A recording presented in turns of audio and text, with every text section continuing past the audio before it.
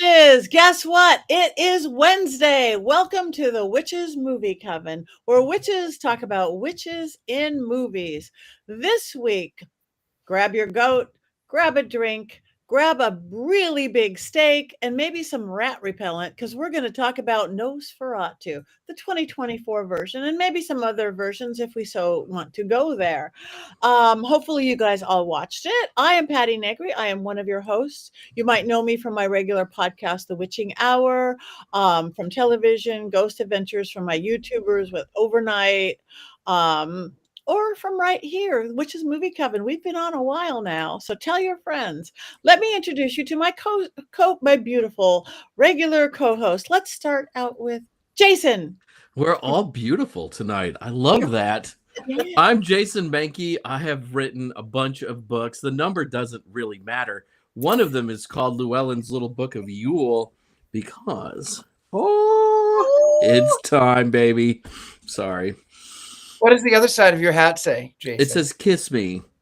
Oh. But, maybe I should do that one. I don't know. My wife's not home. I don't want anybody getting the wrong idea. Kiss Cam. Kiss Santa, I think. That would be me tonight, Santa. Okay. So who's in line first? Let's go. All right, Courtney. That's me, Courtney Buckley, Ghost Bait on Scared and Alone. And from here, we've been on 3 years now? So, wow. Here we are, another Wednesday night, talking about another interesting movie. And I can't wait to get into it with you guys. Perfect. Thank you, Richard-Lael. I am Richard-Lael. Richard-Lael is one name, not two. If I were just Richard, I would be a... That's right. I am known as the Gentleman Psychic. I'm a psychic and a medium. I used to be a psychic and a small, but I gained some weight. You might know me from anywhere. Ghost Adventures, University Magicus, right here. Also, taking a moment, if you are watching, thank you so much. Hit the like, hit the subscribe. We do read the comments. That helps out the algorithms. And you can go right on over to our... what is that one? Is that this one? That's the QR code. If you want to get some stash and look like us or sleep with me, you can do that too. Right over there, Mr. Control. Yes. Thank you very much. And last and never least, Heather.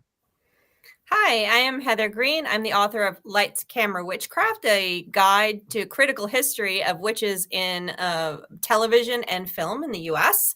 I am a journalist and I am an editor at Llewellyn, working with wonderful authors, some of whom are in our coven.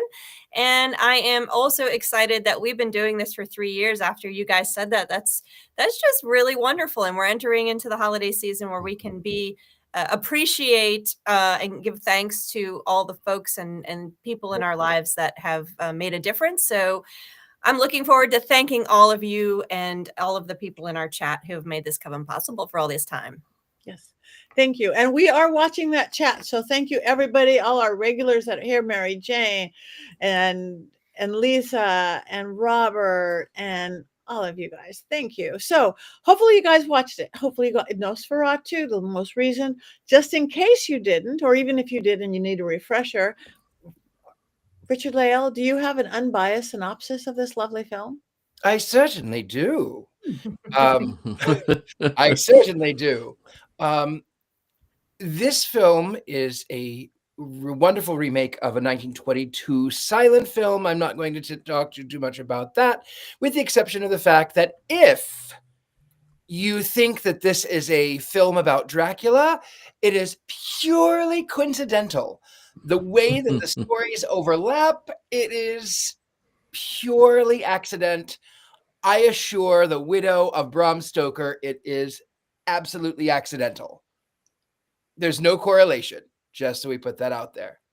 That being said, since there is no correlation between Dracula, the story is about a young man who goes off to meet a count in a mysterious country who turns out to be a vampire. His young bride bids him to not. She has a friend who gets eaten by the werewolf, by the vampire.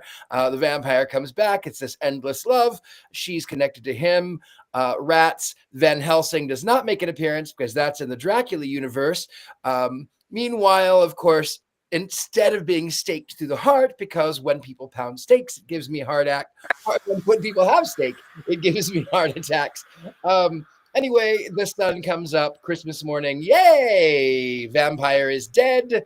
Jonathan Harker, I mean the other guy. The other guy comes in to find his bride embraced in the throes of ecstasy and agony, and is also dead.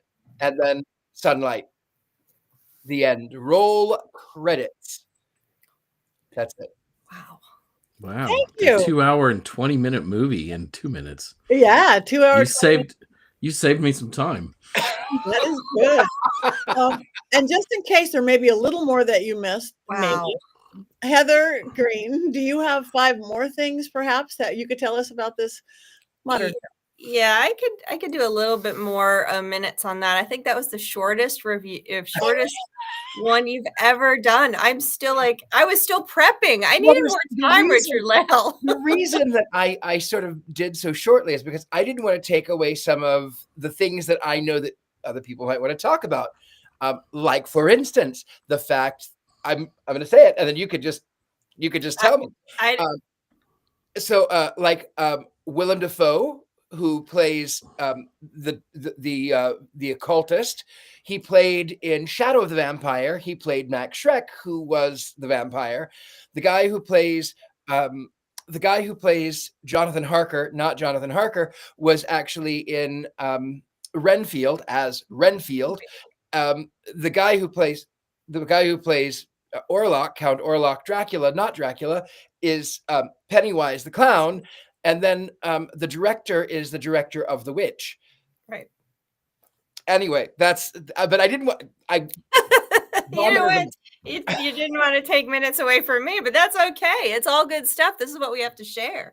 So I'm going to give you, I give you 5 things to talk about. So first of all, the movie came out in 2024. It is a Robert Eggers movie. I always want to say Robert Eggers movie.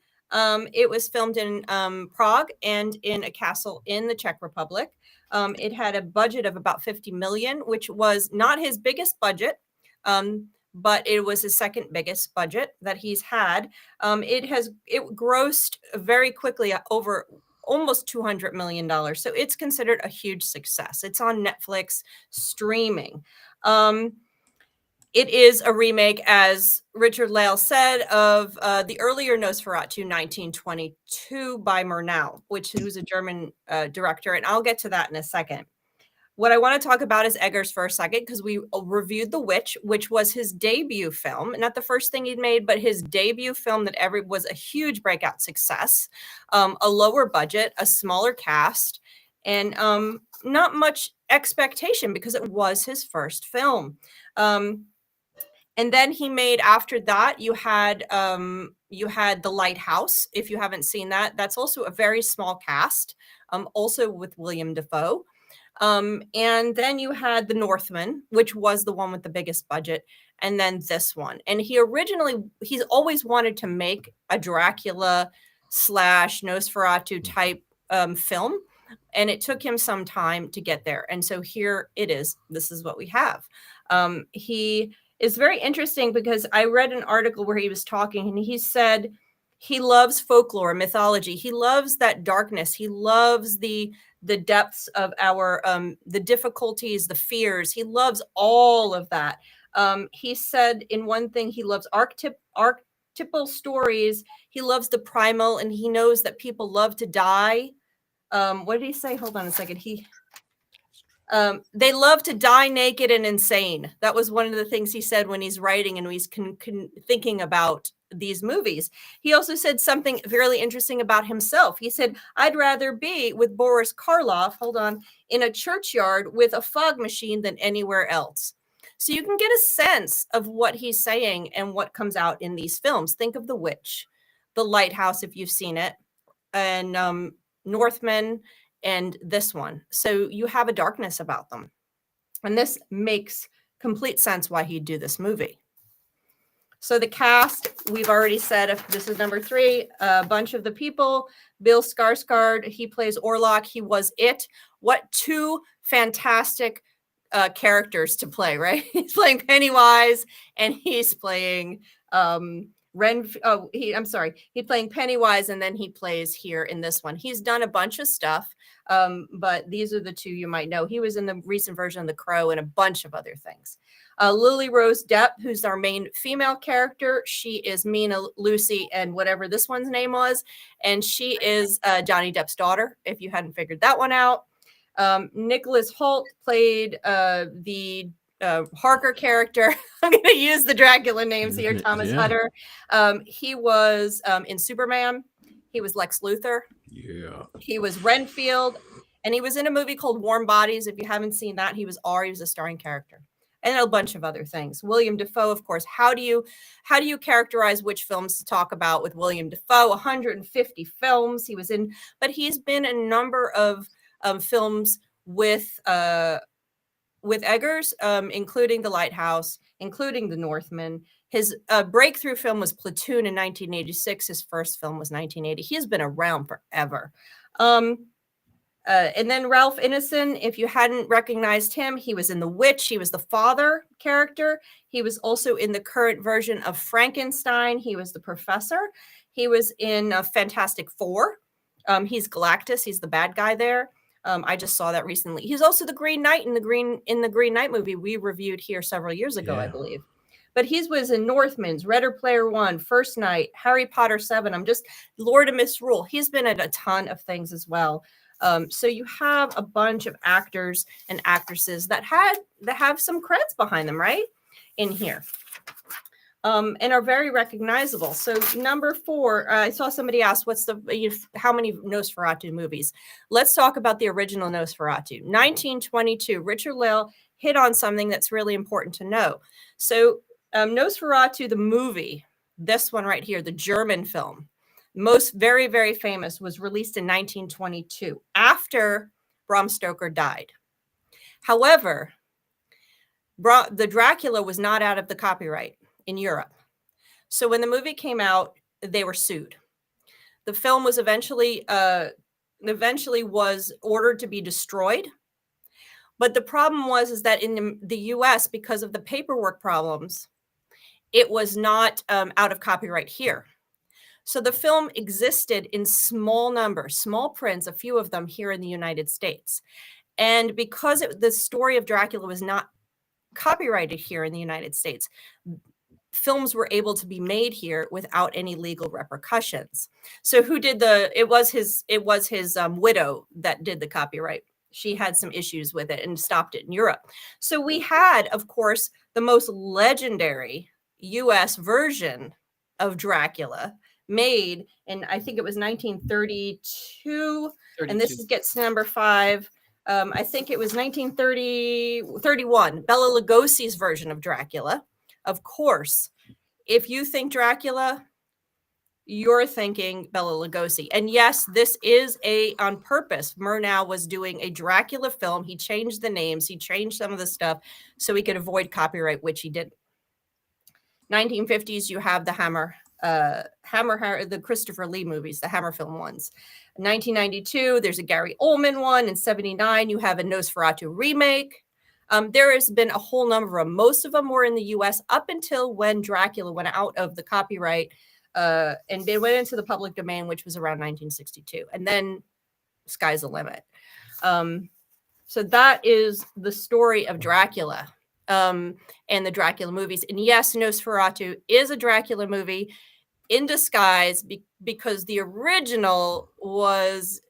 because of the copyright issues, he changed everything. However, it is very much a Dracula movie and the retelling of Dracula. And this is an actual, supposed to be a remake of that original movie, according to Eggers. And that is my 5 things to know going forward. Now we can discuss. Thank you so much. Courtney. Me. Okay. Well, I have said it before on this podcast. I will probably lie under oath if anybody questions me about it. I am a sucker for a romance movie. And this movie is probably the most romantic movie I've ever seen in my entire life. the darkness, the gothic, whatever, like just I sat in the movie theater because I saw it in the theater. I sat in that movie theater, and when I tell you, it brought my cold dead heart back to life in the most macabre and disturbing way. I don't care. I think that it is so, I don't know. I don't know how to accurately explain my feelings towards this movie on a family friendly podcast. But I had feelings. There was a lot of feelings that I had, right there. A lot of it. And I tried to rewatch it to do this episode, and I got so distracted that I couldn't. But I think that like the gothic aesthetic, yes, but it's like, I don't know, it's like the scenery is its own thing. It's its own, living, breathing cast member. We've talked about that before with like the forest being a living, breathing cast member. Like the scenery, the darkness in this movie to me is the same. And then it's those deep, like not necessarily like traditional romance, but like the I'd burn the world down for you, or I don't even know how to word this the right way. I wasn't ready, but I don't know. I think it was fantastic. I loved it when I saw it in the movie theater. I also found it interesting that looking at like the people's reactions to it online immediately after it came out, a lot of people felt the same way that I did, and a lot of people felt like it was super boring and they were not into it. And those people are obviously wrong and are being hexed as we speak. But I don't know, Bill Skarsgård, amazing. So Amazing. Yeah. So yeah, that's where I'm at. I enjoyed it thoroughly many times. Thank you. Who does somebody want to go next? Jason? I too was just overwhelmed by the sexiness of Thanks. Bill Skarsgård as Count Orlok. I could barely restrain myself in my seat. I was just so hot and bothered by I am coming to get you. No, I didn't find it romantic at all. I do agree with Courtney, though, about the settings and the scene and how scrumptious this movie is from a visual perspective. I mean, it is one of the most gorgeous movies I have ever seen. I mean, every shot looks like a piece of art. The shadows on everything. That part of the movie, I think, is really, really terrific. And I've not ever seen anything quite like this and how it appeared. I too saw it in the theater too, which is really where you need to go to watch this movie, because the TV's just not big enough. Even if you have a big TV, there's just so much on the screen that is worth looking at. We'll get into my criticisms later, so I can be hexed. Hexed. I just love. I mean, it is the beauty. It was art, and the costumes, men, women, all of it, the perfection of it. I just can't even imagine the wardrobe department that they had. Just beyond me. I saw it too the first time, which is rare for me in a regular movie theater last year. So it was nice just rewatching it again. But I want to keep all the costumes. I do too, with the characters in them still. And then also, like, I have some scenes I'd like to act out in my house. There you go. And I've got to go get a corset. I want to go get a corset. Yes. Maybe not one that you pull tight when you're going into convulsions. Keeps the womb in control. Yeah. Keeps the womb in control. Tighten that corset. Sleep in your corset. But I've never seen such tiny waists. On the topic of costumes, actually, there's a lot. It's really close to historically accurate, which I did enjoy.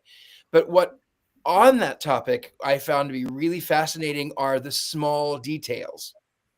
So Lily-Rose is given lilacs, which in the 19th century was a symbol of the first love, but she casts them away because they're going to die in a couple of days, which is foreshadowing. But also, who is her first love? It also is a symbol of sort of dying, and she wears a lot of black, which is in the 19th century mourning attire.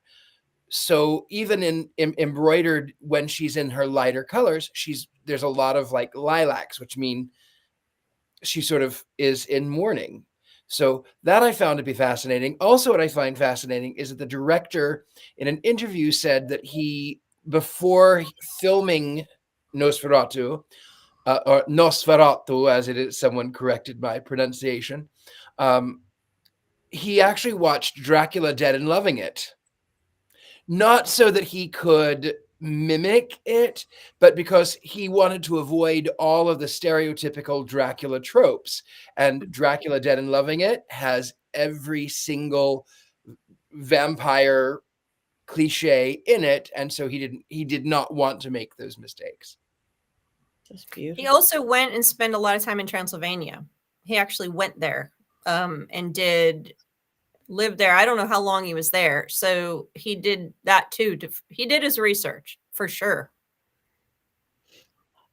I spent a couple of weeks in Transylvania this past year in the Carpathian Mountains, and it was the most amazing 2 weeks of my life.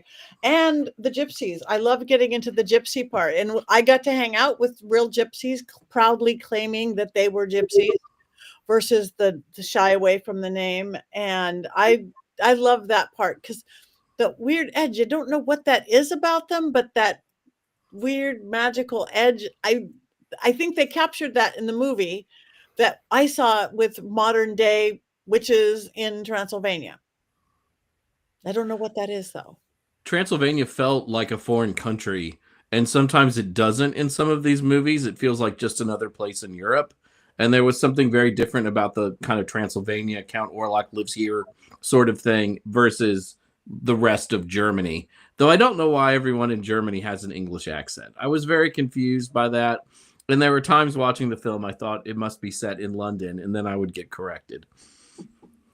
That's a Hollywood thing, is that anytime you have a movie that's not in the United States with Americans, you give them an English accent to indicate foreign. That's like a thing. Thank you, Hollywood. Mm-hmm. I also think it was really beautiful. There was a little bit more that I did enjoy as well. I love the fact that the film is really about hunger. Everyone is hungering for something, whether it be money or whether it be for human emotion and touch, or whether it be for lust of the flesh, literally and figuratively. I like that there was so much hunger, and I really liked the idea, the way that the film, even though it was in color, was very much in black and white, in sepia tones at times, and in blues and grays other times. It was brilliantly done. Also, I learned that the snow, he was going to do the same thing that they did in the 1922 version, which is they burn this thing and they swing the sensor around, and the snow is actually ashes, but it sets off a toxic fume. So they instead did potato flakes, which of course makes more sense. Thank you. And if you're hungry, you can just have some potato flakes. Catch them on your tongue. Catch them on your tongue. Yeah. I just the vampire movies lately, someone said this in the chat, that the vampire movies lately have been like on fire. And I think the best part of it is like, you know, I haven't been, other than Twilight, which I will not be ashamed of, I have not been a huge fan. Jason, I see you. I've not been a huge fan of vampires.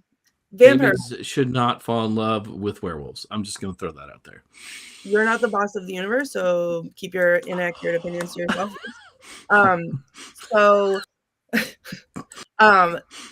I can't speak to, like, you know, obviously the ones that I haven't seen, but like Sinners was huge to me because of the symbolism that had nothing to do with vampires, but had to do with, you know, persecution and community and whatever else. And then this one, exactly like Richard-Lael said, the hunger, and that hunger being a feeling and a theme throughout the whole thing, and it's palpable when you watch it. And so I'm really enjoying that part of these newer vampire movies, that like, you know, it drags you in and it makes you feel it with the characters, because they're so atmospheric and they're shot so well and they're so beautiful, and the character development I think is really done well. And I love that. I love that about this movie. I love that about Sinners.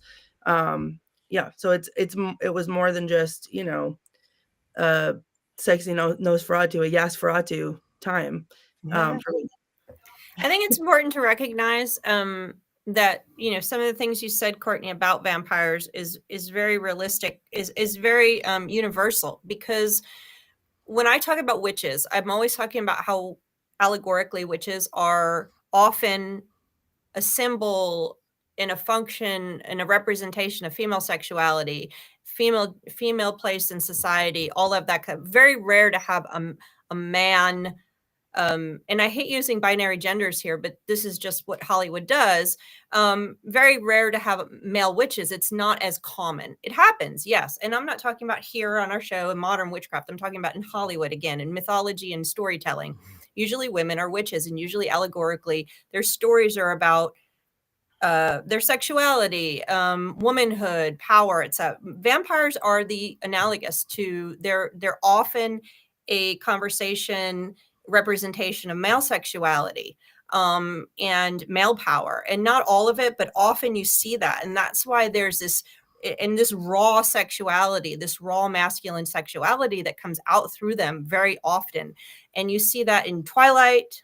Twilight Dracula is dead and loving it. Dracula. well, but the Interview with a Vampire series, and you have female vampires across, but not as frequently, and that's because they symbolize. And I haven't done a study across as they change, and I'm sure, like Courtney noted, that vampire movies are changing now. I'm sure you can see that the same way I saw the changes in witch movies, according to the negotiation of power and you know, going above the limits and pushing these limits and pushing going into these unforbidden places. And that's definitely the case here. And you know, there's a reason why a lot of these vampire movies are sexy, and that's part of it. That's part of the vampire lore. I will stand the whole Twilight series is a teen girl, young adult standard romance series. That's what it is, set with vampires, because vampires are sexy and they fulfill that role in there. But you have Interview with a Vampire. I 100%, and there's that negotiation with that sexuality. So I think it's really cool. I love this movie. I thought it was excellent. I thought everything you guys are saying, dead on, beautiful. I did not like Lighthouse. The Lighthouse, I did not like that movie, so I was very pleased to see that this brings me back to how much I love The Witch. So I was really pleased about that. I again, in the same fashion as I accidentally watched The Witch That Came from the Sea, I also accidentally watched The Lighthouse, and I was shocked and terrified, and not in the fun way. In the way that, like, I feel like something in my brain broke and would never get put back together again. But at the same good way, huh? Or like in a good way, it was broken, never would put back, or like no, not in a good way. Like not in the way that, like, oh my god, that movie was so great, my mind is blown. It was like, who made that, and why did my eyes just perceive it, and what will I do with the images that have been now burned into my brain? Yeah, it was a lot, but at the same time, it stuck with me, which, again, just because I didn't love it, it wasn't my cup of tea, doesn't mean that it's not a good film, because I've watched it once out of the corner of my eye. Basically, it was on while I was at work on an overnight shift, and I was glued to it like a train wreck. I couldn't look away from it. And then I still talk about it. Like, anytime anyone brings up like shocking movies that they've seen, I'm like, yeah, well, okay, that sounds great. Have you seen The Lighthouse? Like, and I talk about it all the time, even though did not enjoy it. Also, Edward Cullen is in The Lighthouse, Jason. So isn't his name Robert? I think his name is Robert. Robert Pattinson, yeah. He's also Batman. Right. I have his and Mickey. And Mickey, number 9. Yeah, he was Cedric Diggory. And my favorite story about him of all time. He's Hufflepuff. He Yeah. hates Twilight so much, hates it, and he made an Mhm. appearance, and all the fans were screaming Edward, Edward, and he didn't sign any autographs for them. And the one fan that screamed Cedric, he signed their autograph because he hates Twilight, and Seems that's reasonable. can't imagine why. I can't. Yeah. it's terrible. But I love to hate it, and that's Jason's. I will go to bat though for The Lighthouse, because in that time period, you would have a singular man would go out and sit in this lighthouse for weeks on end, and then they realized, no, we have to have a buddy system because people are going crazy with the isolation, because humans are social creatures. Like, not everyone has a coven, but we all have to have humanity, and that was evident in The Lighthouse. It was disturbing, but also the life of a lighthouse keeper would have been incredibly disturbing. Wow. So I go to bat for that one. I want to give you another Robert Pattinson movie to watch that has nothing to do with any of this, just because we're talking about him. Have you seen Remember Me? Oh, okay. Do not even say a word. Just, if you have not seen Remember Me and you like Robert Pattinson, watch it. We say nothing else. I don't remember. Yep. And let's just let that one go. You need to see it though. You're talking about a movie you don't forget. You remember it. Remember Me. Can we or can we not, since we talk about vampires on the show, do an episode about Twilight? Because I would like to go. I would like to enter fisticuffs with Jason over this for an I think I've got something to do that Wednesday. Nope, you don't. You definitely don't. What you do have is a lifetime of minor inconveniences every time I shake your jar. So if it is for your birthday, I will do it. Well, then solved it. If I'm allowed to pick that for my birthday, that's what we're doing this year. I don't mind doing Twilight Zone. I think that would be great. Yeah, Twilight yeah. Some great Christmas episodes. Yeah, we could do Twilight Zone. We'll up on that. All right. Going back to this film, I did get wrapped up into performances, especially the lead girl. I mean, I just thought it was so well directed, and I don't usually pay attention to that. I don't want to pay attention to that. But the passion, the screeching, I wanted to hate her screeching because she was always screeching, but it was the most authentic screeching I've ever heard throughout an entire film. Listen to me. You can't, she's dying. He's dying. I did this. Don't do that. It's like, it wanted to drive me crazy, but I couldn't because I felt it in her. And that's rare to go that over the top with that kind of in my experience. I was really impressed. Speaking of over the top, when I watch this movie, I sometimes feel like Willem Dafoe is in an entirely different movie because his portrayal is sort of so over the top. To me, almost, I know I'm going to get in trouble, almost comical in some places, like the hysteria on his face. To me, like how he portrays his Van Helsing doesn't really fit in with the rest of the film. That's me, though. I'm sure Heather disagrees. I didn't have a problem with it. I didn't have a problem with it. I'm not going to disagree with you, but I didn't have a problem with it.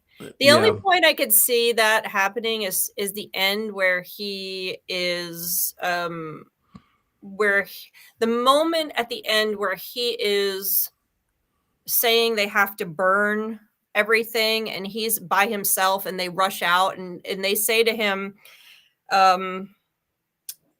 it was a really poignant moment where and I can't remember the exact quotes, where they say, "You're going crazy. This is immoral. We cannot we can't do this. We can't burn these bodies. We can't do this." And he says, "But the person you're dealing with doesn't know morals. So we have to do this." And they rush out, and then he goes, he's doing, he's doing the thing, which his moment where he says that, I'm like, oh my God, that is so poignant right now in our society to make that statement. Like, we're dealing with people that are immoral, so we have to go to these extremes. So that moment was very powerful for me. But I could see what you're saying, Jason, when he does that whole and he goes around. I'm like, okay, that didn't really fit into the rest of the movie, but that's okay. We'll keep going. So I can see that. What you're saying. I'm probably tainted because every time I see Willem Dafoe, I just think he's the Green Goblin again. And I saw a lot of the Green Goblin in this particular performance myself. Yeah, I've always been. I like vampire movies. Generally speaking, they're fine. I did enjoy Twilight for what it was. And I read all of the Interview with Vampire books. I read them when I was in Paris, which made it even cooler. So, and I enjoyed those to an extent. But I particularly love the Dracula stories. I think the Dracula stories and the Dracula movies and the story of Dracula is a romance, exactly like Courtney said. It most certainly is, and I love these stories where of true passion and love despite the odds, despite what we're talking about, across death and life, across culture. It's just so powerful, that reach. And so I agree, and Dracula has that. And when a retelling actually pulls that out the way Eggers did, it's so good. It can be so powerful. So I felt that, Courtney, and I agree with you. And I love it also. I'm just going to add this real quick, is that I love it when a movie can tell a really good story that we can dive into and enjoy, while at the same time making it a piece of art. And it is, I mean, almost not many directors can, and not every movie has to be a piece of art, but not many directors can actually make frames where you're looking at pieces of art and keep it going in a good story at the same time. So he's a really good storyteller, cinematic storyteller. So kudos. I would like to say also that I did like that the Lily-Rose Depp, I can't remember the character's name. I liked the fact that she in this film has much more of a presence, as opposed to the 1922. She sort of becomes linked with Nosferatu halfway through. This one, she has had this psychic link forever, since she was a child, and she is the one who adapts. Normally in films, they'll have the man sort of open the door to the great evil, and this one empowered her, because in her desperation for human contact, for touch, she calls to whatever spirit would be. And that goes to a magical aspect too, is be careful of what you ask for. Be careful of what door you knock on, because you do allow yourself to open up these doors. I'm reminded of when I was a kid. I was, of course, still very psychic and very spiritually aligned to whatever may be. But in sort of my revolt against the church that I had been raised in, I remember I was about 15 years old, and I too had that loneliness, and I called for whatever would like to come in would come in. And that was when I started noticing strange things in my house. The Hat Man, people have know of the shadow figure, the Hat Man. There would be noises. There would be. We went away one day to church and came back, and there were knives stabbed in the bed upstairs. I mean, there was things happened because I, in my loneliness, opened up a door, and she, in her loneliness, and especially 1830s in Germany. Now, we are all in different places, but in Germany in the 1830s, if your friend went away on a holiday, you may not hear from them for years. So really, it was. I love the idea of how lonely that she was to call for any kind of connection, any connection. And that's the same as the witch. What the woman, she was isolated, and it led her to the occult. And so you have this happening again in this movie. It's a theme. I also think that that's like kind of part of the romance too, is that, just like you said, like the Hat Man as a concept, some people do believe, even though he terrifies people or the people are scared, he never does anything. And he seems to just look out for people and be a protector. So when someone like the Hat Man or Nosferatu hears that plea from like the depths of your soul, because you know that's where it comes from, where you're so desperate for that connection and you just want anything, and they show up.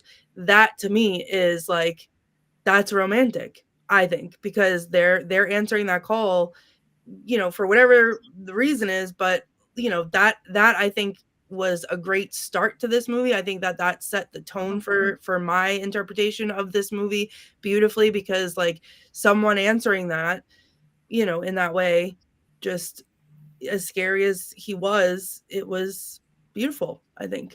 And I just want to add is that the movie kept trying to blame women for a lot of what was going on, and using even language that would come out of the Malleus Maleficarum, where they talked about how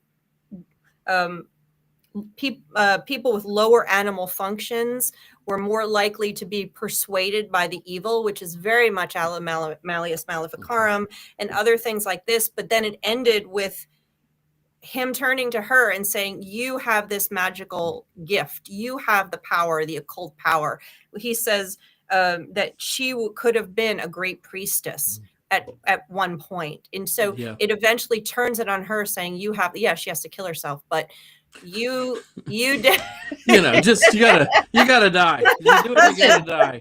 But at least it acknowledges, or not. Okay, it acknowledges that yes, her love and her sexuality and her desires and everything are real, and that they are powerful. So it sort of turns it back and gives her power. So I thought that was an interesting twist at the end, something that was very current as well. I do have to add on a personal note is that I was actually in Dracula when I was in high school, and I was Mina in the play, and we have a picture, I think, of the scene where I'm getting bit, but I don't know if it's gonna pop up or not. But there it is. Oh my God. I'm also feeling feelings about this. Beautiful. Oh, yeah. Beautiful. So that was me starring in high school as Mina in the play Dracula. So I have a personal love for the play. The passion of young Heather Greene. Yeah. Exposed to right to the whole coven. Oh. Take me, Dracula. There it is. I love it. That was a fun play to be in. Yes, for sure. Okay. I know some people had watched some earlier movies. I didn't know if you guys want to do any comparisons of that or just move on with quotes and Mankey moments. I kind of want to know who's everyone's favorite vampire. Any vampire at all in any movie? In any movie, any vampire in any movie. Wow. That's hard. You know what? I'm gonna have to go with the Eggers. I think that he was brilliant. It's in my head. He was perfect. So yeah, I'm going with the Nosferatu from this movie. Ask me next week; it might be different. Who else? I would say the same, and also Stack from Sinners and just Carlisle Cullen. So Who is that? I don't even know what that is. From Twilight, Jason. From Twilight. Yeah. I have a very unconventional choice. My favorite vampire might be Abby, who is Chloe Grace Moritz, who was in the movie Let Me In. And she was like a young vampire. And they had human caretakers. It's a Matt Reeves film from 2010. If you've never seen it, you should probably see it. It's really fun. I thought of someone else. The ballerina one too. Oh yes. yeah. That was Abigail. I like that one. I like her. Yeah. I'll forget the name of it. Patty, who's your favorite? I'm trying to think. This is very hard for this Libra me to pick one over another one. This is very difficult. I'm going through every movie in my head going, I can't say that because then this person will be left out and then that person will be out. Oh yes. So what was the name of the main character Interview with a Vampire? Not Lestat, the main guy, the other guy. Oh, the one Tom Brad Pitt. No, Brad Pitt. Not Brad Pitt's character. Oh, Lestat? That's Lestat. He played Lestat. No, Tom Cruise played Lestat. Brad Pitt played the other guy. Really? Louis, I think. Wasn't that right?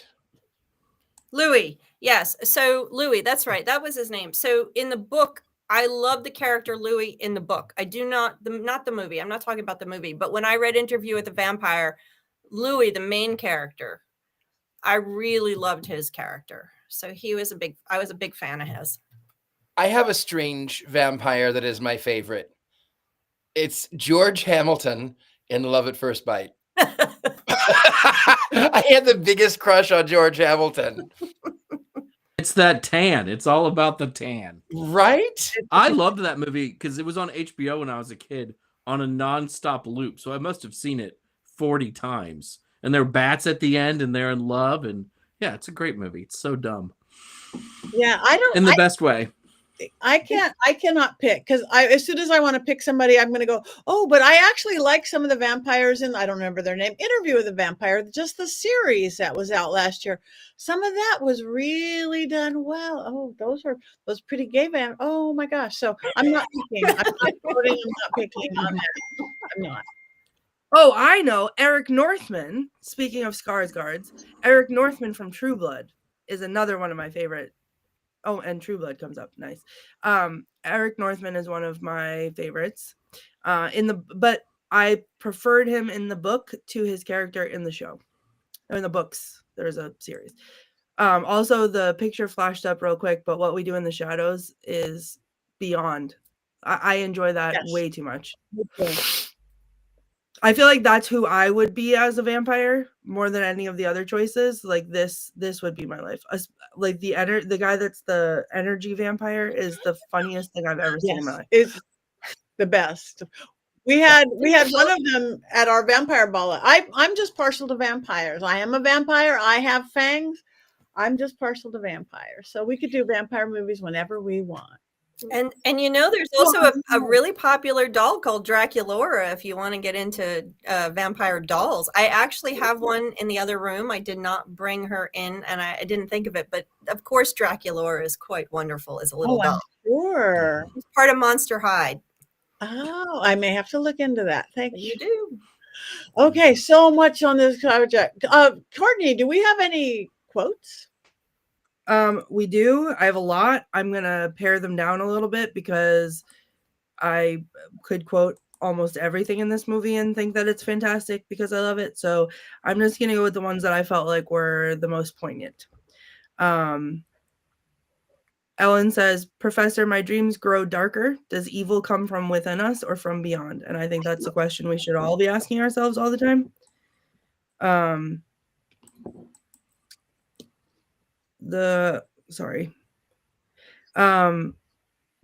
Orlok saying "You are my affliction" is to me beautiful.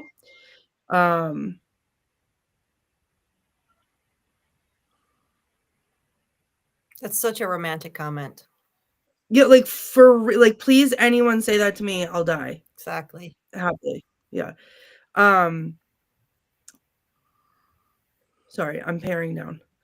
I had one more that I really wanted to share and I can't figure out which one it is. Okay. I am but an able tourist in this occult world. You were born to it. It's a rare gift. Mm-hmm. Ellen says his pull to me is so powerful, so terrible, yet my spirit cannot be as evil as his. It's with the professor. And he says we must know evil to be able to destroy it.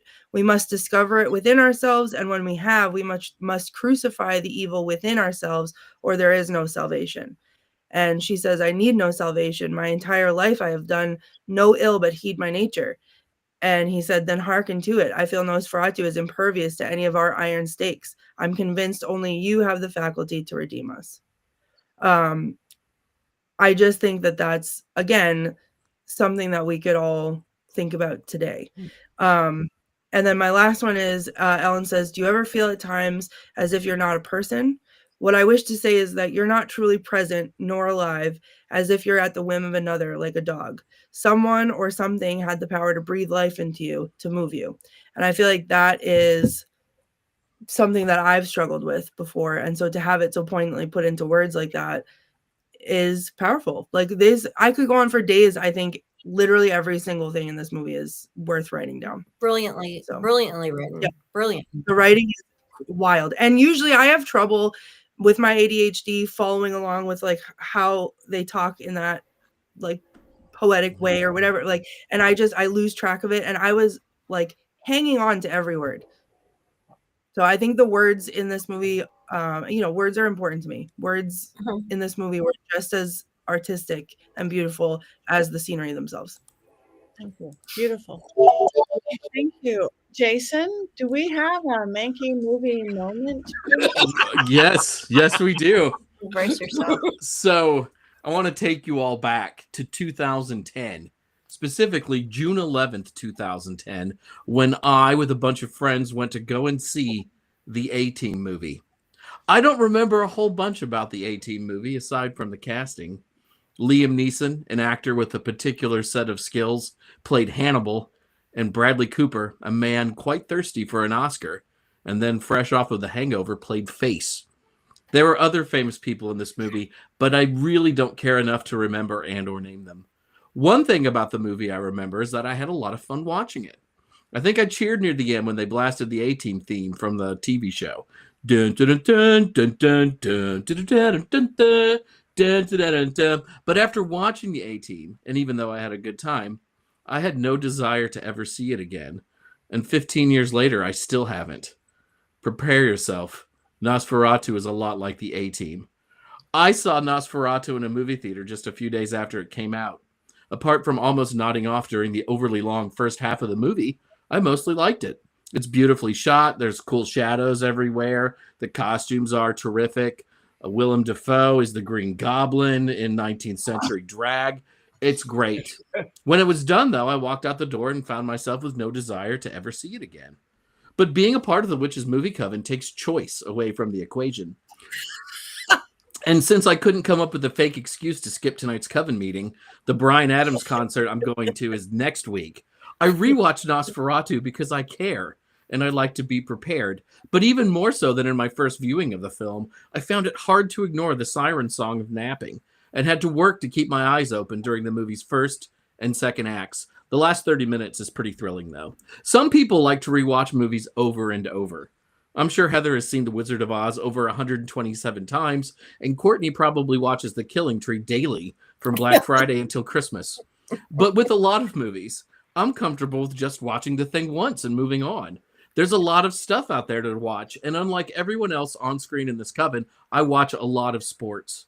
There's a reason I probably haven't seen your favorite movie. There was a football game on. Time is limited, and my lifespan is not infinite. And because of that, I've come up with a rating system for movies I like, and since it's my moment on the show, I'm going to share it with you whether or not you care. I'm just going to do it anyways. Pantheon-level movies. These are movies and shows I can watch over and over, and they never get old. Many of these are things from my childhood. A Charlie Brown Thanksgiving is not a good holiday special. In fact, it has a sentient dog cooking for children, which seems like a bad idea, along with a whole lot of adults who don't seem to give a damn what their kids do for Thanksgiving. Quick, call child services. But it reminds me of being 4 years old, and that's a good feeling. Things that make me feel like a kid, even when they were released when I was an adult, are things that reach my Pantheon level. The new Superman movie is Pantheon because it makes me smile and it's Superman. Nosferatu is not Superman. He has a silly mustache. And it wasn't even Son of Svengoolie, which was a show on when I was a kid with a host who did horror movies every Saturday at 2 o'clock on WGN Channel 9 or something. Anyways, all of that makes Nosferatu not a Pantheon movie. Second level, Black Phillip level. After a prolonged period of time, my mind begins to forget certain details about a whole lot of movies I've enjoyed. So then, after a few years, I feel the urge to watch them again. I really liked The Witch. I don't need to see it every year, but when I start to forget exactly what Black Phillip's voice sounded like in that movie, I'll watch it again. If I wait long enough, sometimes it's like these movies are new. I don't need to remember what Bill Skarsgård sounds like as Nosferatu because it really wasn't that great for me personally. I also don't think the movie was particularly quote-worthy, which means I'm getting hexed right now. And besides, not rewatching it gives me more time to watch things that are really important, like Emmett Otter's Jug Band Christmas again. My last category, I didn't mind it, named by Heather Greene. Not every movie will rise to the level of Pantheon or Black Phillip for me, while they might for you. Perhaps Nosferatu will become a part of your annual holiday viewing because you lack a soul and the compassion to truly love It's a Wonderful Life. And that's okay, Richard-Lael. I won't tell you how to live your life. We all have to do what works best for us. There are people I know Nosferatu was probably made for. And then there is me who would prefer to watch Anchorman for the 67th time. I would recommend Nosferatu to some of my friends, and that includes ones that I like. But twice now is enough for at least the next 10 years. And only in a Mankey moment will you ever see Nosferatu compared to the A-Team. This makes me either a genius or a madman. Or both. Or both. Could be both. Wow. Wow. Oh, Courtney. Oh, Courtney. Oh. It got a B- cinema score. I'm not alone. I'm not alone. Okay. All right. We left the group speechless. Now it is time to judge, to rate, to vote. Wands up, wands down. I'm going to use a dagger. I'm going to use the hook that I'm going to stab in Jason's voodoo doll's eye. I don't drink wine. So we got up, up, up, up, and almost up. We are almost erect there, Jason. We are Almost. Just a little flaccid. Just a little bit. There is nothing flaccid about this movie. I'll say that. So everybody out there, Colin, Melissa, Marty, Taya, Robert, one's up, one's down, one's in the middle. Aside, we got a side one for Christy. One's up because I don't want Courtney to beat me with a stick. There's no logical reason than that. One's up for anything, Robert Eggers. One's up for this totally not Dracula story. That forever will be with you, Richard-Lael. One down is a cheap Dracula ripoff. One's up. So Robert did not like it. One's up. Mary Jane did.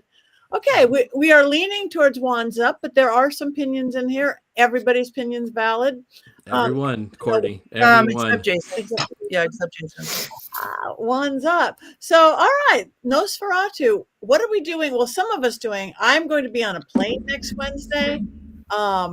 So I think you'll have a few of us. What are we going to do for next week for the ones who are here?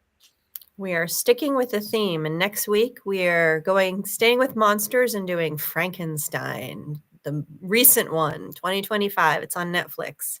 Be prepared. Not the wilder version, Frankenstein. Young Frankenstein. Such a Frankenstein. No, we're doing Frankenstein 2025. Okay, so you guys go out to the movies, watch it, check it out. I'm probably good. I'm missing this one because this is one I've been warned about. I should not see it. I warned you last night. Yeah. I'm not going to see it. So I will be on a plane. Yes.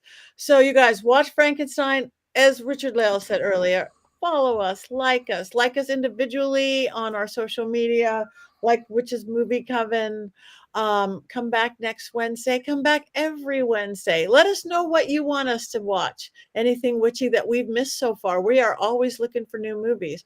We got years to go to do this now that we're in our third year. And what are we going to be doing in 30, 35 years from now? Going Nosferatu 2. Nosferatu 2. It lives. Before we go, we have a couple minutes. Anybody have anything good coming up they want to talk about real quick? Heather. Where I'm going to be at Conjuration this weekend. It's a pop culture festival for witchy stuff. So I'm going to be doing some workshops and reading tarot and just hanging out all day Saturday. It starts Friday. It's in Atlanta. It's 3 days. Perfect. Thank you. Anybody else? Courtney. I would love if the Coven could send good vibes my way because I am having another procedure on Friday.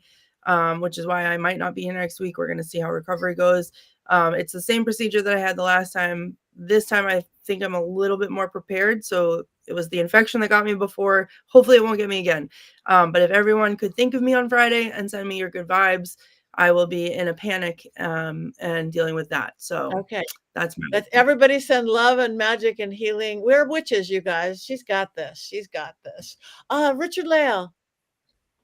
I am here in New Orleans. I do teas and tarots and all kinds of things. Seances are fun. I'm really easy to find. I am the gentleman psychic everywhere. Gentleman psychics Gets me every are sold. time. Gets I me every know. time.